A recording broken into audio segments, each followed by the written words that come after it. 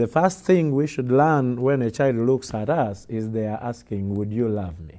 What a child most needs to thrive is the love and nurture and belonging that a family uniquely provides. Being brought up in a children's home and being brought up in a family setup, they are two different things. Putting kids into a permanent home is a long-term solution. Put kids in a family and you give them the whole package. There is a shift now regarding orphans. There is a shift. And I believe that God is doing something new at this particular time. I always thought I would start an orphanage, but today I believe very strongly that children don't need a house, they need a family. They don't need an institution, they need a home. I hope church will wake up more and more in this subject and this dream about world without orphans will be grow inside Christian community.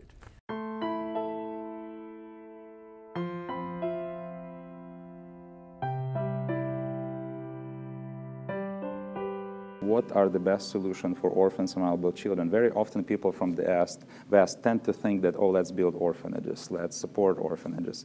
And it's puzzling because if you look at what's happening in these countries, I mean in the Western countries, it's been already a long time when there is a clear realization that children need to be in families. So I think that's something that the church in the West somehow needs to pick up, that even although we are talking about some developing nations, some hard situations, but still we need to start with focusing on the families. The time of institution is past. It's super important for us to get abandoned kids into families as quickly as possible, in the States as well as in other places, that we don't need kids to be on a treadmill of different placements, especially during those developmental years. They need to be safe, they need to be nurtured by the same people consistently, and that needs to happen urgently. Otherwise, you are creating the people that are going to cause the most problems for your society later on.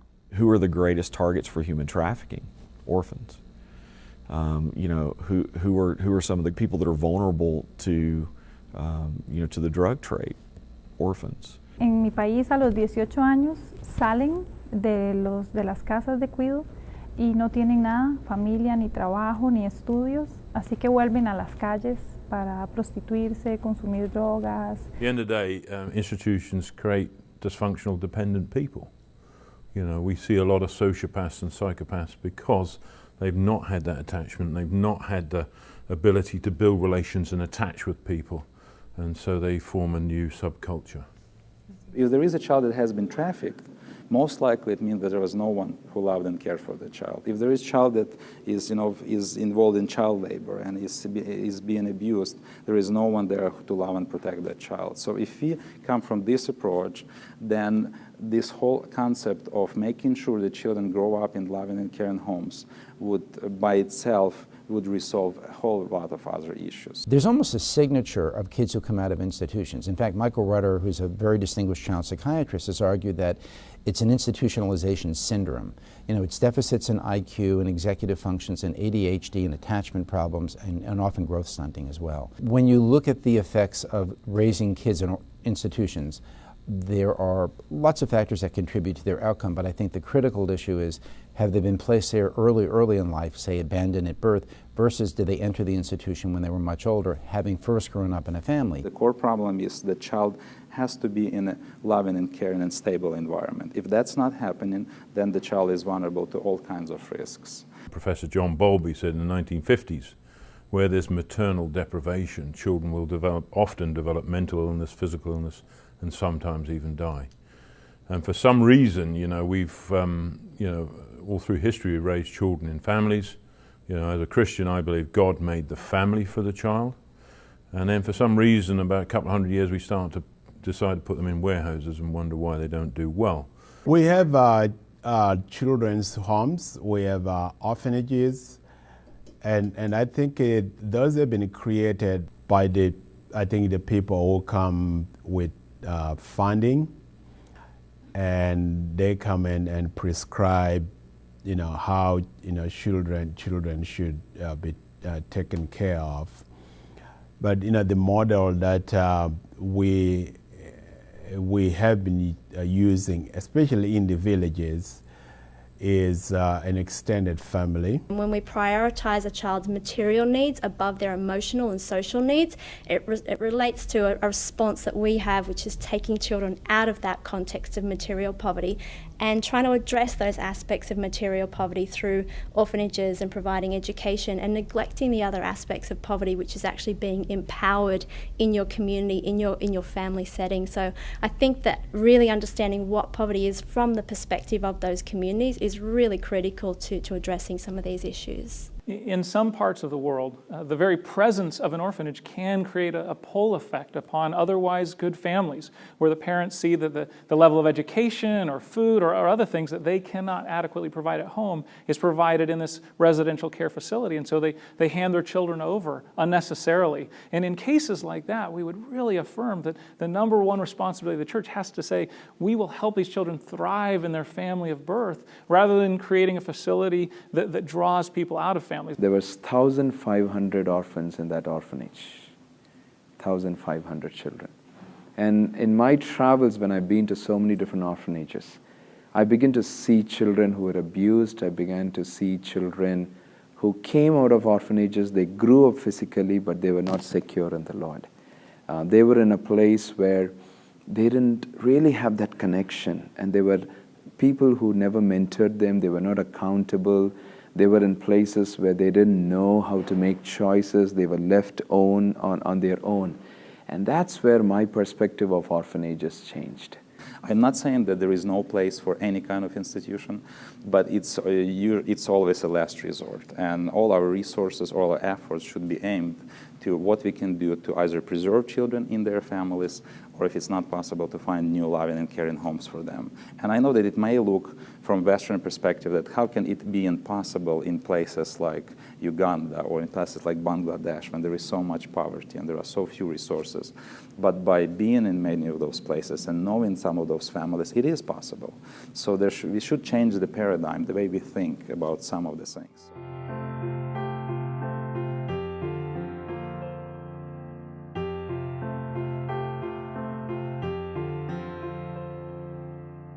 All these organizations that are working with these orphans and vulnerable children, what is our goal?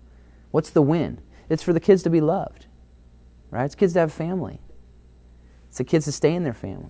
What is most important is that how do we provide a loving home for the children so that they grow up in a really family home environment. There are many children homes in Kenya that bring children in from the streets and from all over. But most of them, it's like kind of they are looking for money from different places to support them. But we are encouraging the people in the churches, the leaders, that's why we call them, to like encourage the members. If you have 2 children, you can take in another one into your home. It's not just enough to say that we don't need orphanages, especially in some places there might be still a need for some sort of an institution that would provide ideally temporary care for children before they go to families. But this, I'm not so much worried about paradigm shift being, oh, we don't need orphanages, as this being very clear, we need families. There are so many children that we have in children's homes that we can trace their homes. So some of them will be reintegration, some of them will be adoption, some of them will be guardianship, some of them will need kinship adoption, where your brother dies and you take his children and you legally have them as your children, then take them through their lives. If you create a service that has good residential care, good international adoption, good domestic adoption, good foster care, daycare, whatever, you've got choices for children. And I think when the only option is an institution, then you'll get lots of children sitting in institutions doing this, and we know what they're asking for is that attachment and bonding that they need in a family. So for our point of view, we want to give that alternative and give any child that's able to including many children with disabilities, the chance to live in family life. We can simultaneously affirm some of the great programs that are happening to care for children in other ways, but ultimately work towards the goal that every child have a family, both with their birth family, if that's at all possible, and if not, with another family that truly embraces them. It's rare in Africa that you would find someone without an extended family. That doesn't happen in Africa. You always have an extended family. It's estimated that globally there are more than 150 million children that are classified as orphans, but that includes children who've lost one or both parents. And so for the large majority of these children, they have a surviving parent, and many others have relatives or others who are willing to provide a quality home, but often they require significant support and strengthening. And of course, the Bible so often pairs widows and orphans in the same section. And when we see that the role of the church is to help that widow and orphan, or perhaps a widow or an orphan, to thrive as a family. We call that family preservation. When it comes to orphans, many think, oh, we just need to have more international adoptions. If you could just adopt more children out of Belarus or out of Kyrgyzstan or out of India, that would help. Well, I'm not saying that international adoptions are not helping. There are many kids that, basically they've got a new life by being adopted to different countries. But if you look at the big picture, this is just a very small portion of those children that need help.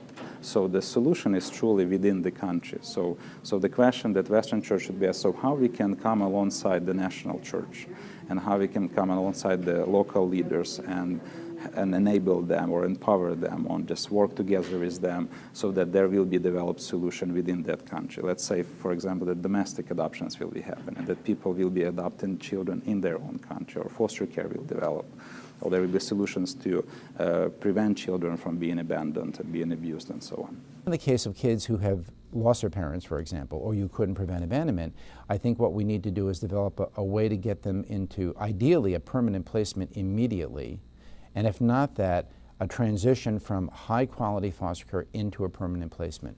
But we shouldn't be thinking of foster care at all as a long-term solution to this problem.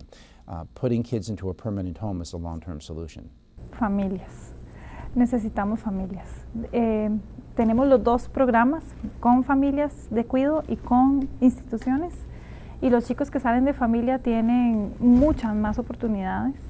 Los cuidan, se los dejan hasta después de los 18, les ayudan a salir adelante, son como mentores que los aconsejan, los guían, les ayudan a superar sus traumas, a diferencia de una institución que por más amor y cuidado no hay, sigue siendo un tema colectivo y no individual, entonces no es tan fácil sacarlos adelante. In India, one of the initiatives me and my wife are taking in is to challenge many more couples to adopt children, and even if they don't adopt children, we are challenging them to foster children. So we envision in the next 10 years to set up 100 family units across India, is what our vision is. And our family has become a role model where people are coming in and spending time with us to be trained. In all our projects in China, there's one support worker for 20 families. And so we're training those people to support 20 families in the community. And those families can say, hey, we've got an issue, and there's someone there to come out and help. There's no fairy tale. It's hard. It's great. It's awesome. We love how God has brought our children into our family, and we love our children deeply. But we can't deny that it's messy. Adoption comes because there's brokenness. And ultimately, when you step into adoption, you have to realize that at some point as a family, all of you are going to have to deal with that brokenness. We have found that kids placed in institutions as babies, if they're removed and placed into foster care, high-quality foster care, before they're, say, 18 to 24 months, they have better outcomes than the kids who are placed after that age in many domains. Our reflex is to always give, say, the biological parents as many chances as possible. This is when they're not orphans. This is when they're abandoned, say, or maltreated. And I think we're going to have to face the hard dilemma of rethinking that. We need to change the laws that insist that 1 or 2 or 3 years have to be spent searching for the biological parents, for example, before the kid can be adopted? En la experiencia que hemos tenido, sobre todo con adolescentes, que no tenían esperanza, que ellos se ven a sus 14, 15 años tan cerca de salir y con tan pocas cosas, herramientas para salir adelante, pero ya casi tienen que irse. Entonces, creo que en los últimos años nos hemos dedicado a buscar familias de adopción para estos adolescentes. Hemos logrado ubicar 9 adolescentes en un año. Eso es realmente un logro, porque adolescentes casi nadie adopta. Y hemos visto el cambio. Hemos visto a estos jóvenes florecer, sus ojos, la estatura, la manera de comunicarse con los demás. The question we should ask, how do we provide permanency for children? So it may be through adoption, it might be through foster care, it might be through relatives, through guardians. So there are different ways, but the question should be what's going to happen when child will turn 16 or 18?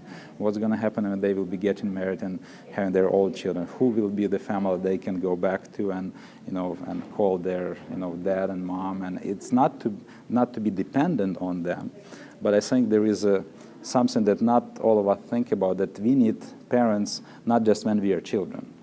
We need parents as long as they're alive. One of the struggles that my wife has, even now, we have been married for 17 years, but she was in the orphanage center where she had food, she had medical treatments, she had school, she had everything that she needed in the orphanage center.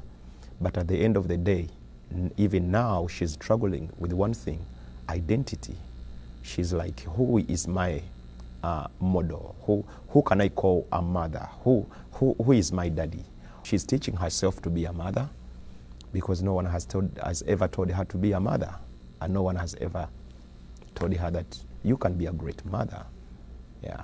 So that's one of the challenges when our children are in the orphanages. It's a girl that was adopted 2 weeks before she turned 18, and everyone would say there is no chance that there can be a permanent forever family for this girl, and she had it 2 weeks before she turned 18. And now she's married, she has children, she has a child, but she has also parents, and she can always call and she can visit, and that's something that she never had before in her life. This is so important point. And my message for all church around the world: please, don't afraid. Adopt children. Take them. Give them best present around the world. Father and mother, good family. This is the real best present for children.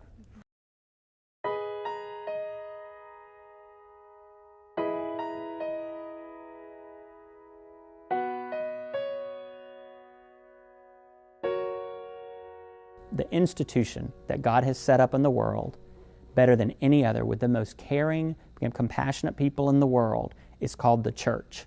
And that's the group that needs to be recruited first to be able to come in and help with this crisis of orphan care around the world.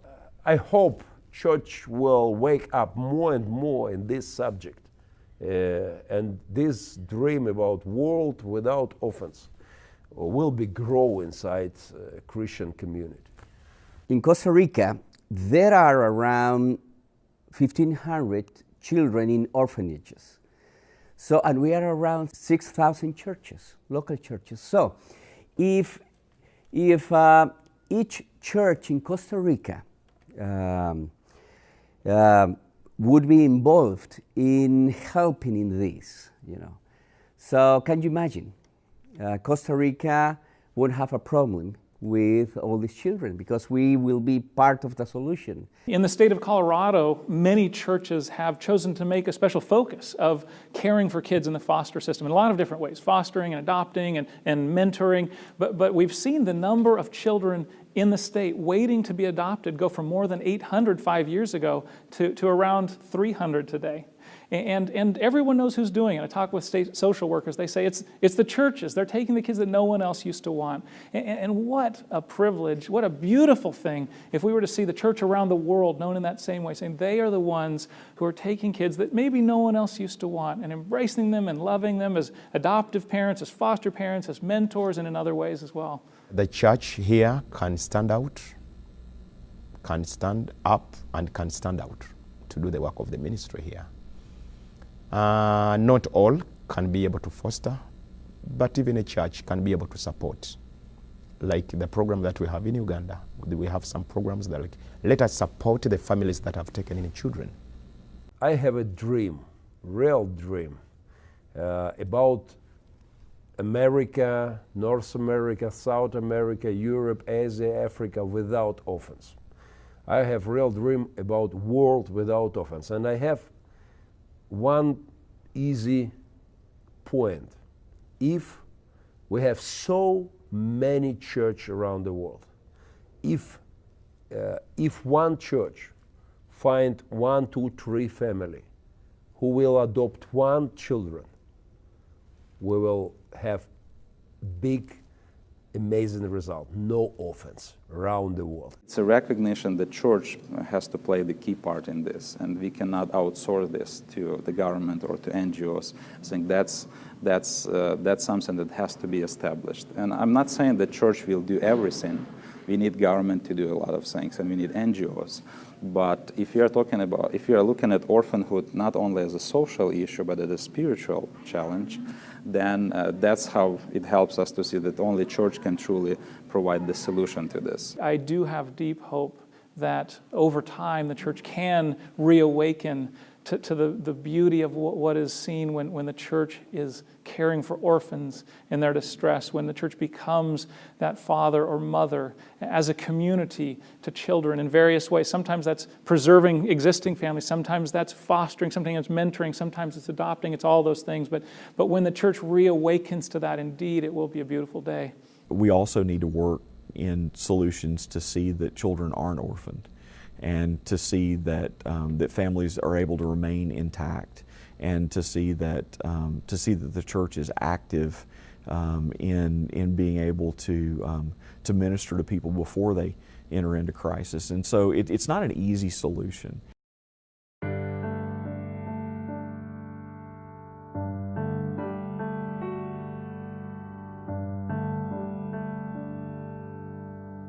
I think the paradigm in orphan care has shifted a great deal, but I think that there's still a missing piece. I think things like When Helping Hurts have stopped or slowed down. I would say slowed down debilitating partnerships, but I think the thing that's happened is that people now are doing less of the bad thing, but they're afraid to do anything, and so they want to listen to local people, but they don't know how. They want to give money wisely, but they don't know how. They want to visit people and encourage them, but they don't know how. We need to learn to work together, you know. And that's part of the idea that we are the body of Christ. But we need to grow in this. We are fostering 10 children, and I will not mention any names or anything, but this is one organization that told me, bring in 50 children today, and we will sponsor you just like that. We'll get you sponsorship. But 10 children, you know, the American people may not be excited about it. Yeah. So, and I had to tell this person, I said, I'm more worried about the quality. You know, I don't mind there are people bringing 40, 50 children and doing it, but I am called to just bring 10 children. If you have good pictures, if you have numbers and stories, that's all the American church needs, and there's funding coming in. If we can solve the partnership crisis, we can solve the orphan crisis. The church network's there. We have resources together as people and relationships and wealth, that the network's there, the people are there, the willingness is there, and we just need to partner differently to let God's love spread in unimaginable ways. The best thing we can do is, first of all, to empower the pastors. Because when a pastor is empowered, the following after him is backing him, will back him up, I think 100%. We have a little statistics already through this past 3 years. If we speak to 500 people, in a year period, we see about 20 families, new 20 adoptive or foster care families. If everyone waited to get another room, to get another car, to get another ABCD, to get another money, to get another budget, to get another thing to be approved, then nothing will be done. Sometimes we just have to move by faith and by the leading of the Lord. The best way to recruit is by word of mouth. All the research in the world tells you, if you want to recruit families, you can put billion-dollar programs in place, but the best way is word of mouth. If you've fostered a child and you've had a great experience, you're going to tell your family, you're going to tell your sisters, your aunties, your uncles.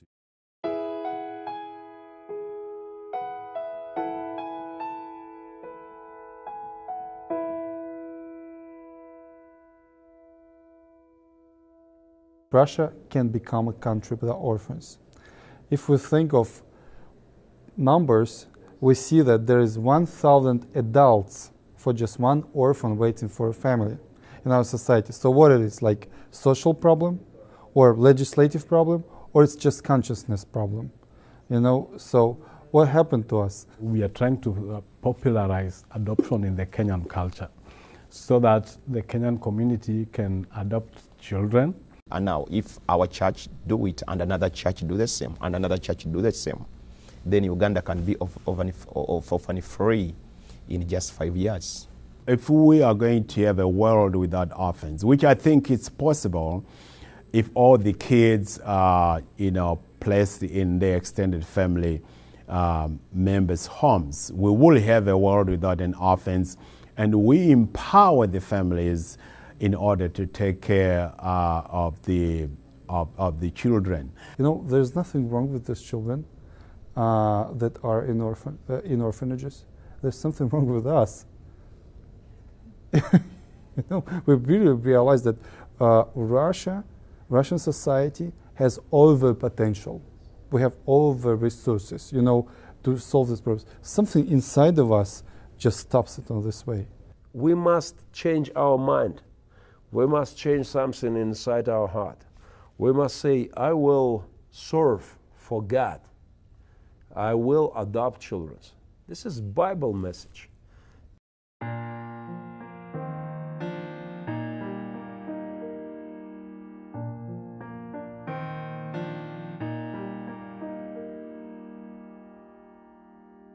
God called His people out. God called Israel out to care for orphans and widows and sojourners and the poor. And there was a consistent message that He gave to His people, and He's continued to give to His people, that we see evidenced all the way to James. And that is, I want you to care for the vulnerable. When all the nations around you and all the peoples around you are victimizing the vulnerable, I want you to care for the vulnerable. And the reason I want you to do it is because that's who I am. Because I'm the father to the fatherless, and I'm the defender of the defenseless. For God the Father, who tells us that He won't leave us as orphans, but He'll come for us. It's a picture of the gospel. And that's why orphan care is so important. It is a beautiful, perfect metaphor for what God has done for us. When Christians are loving orphans, whether that's through adoption or fostering or mentoring or your countless other ways, preserving struggling families, the church looks like Jesus. It looks like the heart of a father who loved Himself and pursued us and adopted us as His children. And Jesus said, whoever welcomes one of these little children in my name welcomes me. And whoever welcomes me welcomes the one that sent me. Pero sobre todo sentirme a veces incapaz de ayudar. Sobre todo a veces lo que más me duele es a veces no saber cómo ayudar para que ellos aprovechen la oportunidad, porque muchos no saben cómo y se escapan o vuelven a la calle, y eso me duele. Me duele no saber cómo hacerlos sentir dignos de recibir amor. Perdón. Cómo enseñarles a ser dignos de recibir, porque ellos creen que no se lo merecen, y eso me duele no saber enseñarles el amor de Dios a veces, como yo quisiera que lo aprendan y que lo sientan. When we feel like we can't do it, when we feel like we're inadequate, when we feel like we have nothing to contribute, I think, particularly as Christians, that's when God celebrates and says, like, I've been waiting for you to realize that. Like, you can't do this. This is for me to do. This vision for a world without orphans, it sounds like it's huge, it's grandiose, and I mean, surely I cannot do anything to help. But the fact is that every person can do something, and everything matters here. Even one prayer matters, and just helping financially a family that is adopting child matters. You know, organizing Orphan Sunday in your church matters. So there is a place for everyone, and only a small percentage of us actually needs to adopt. And honestly, there are not even as many children that need to be adopted.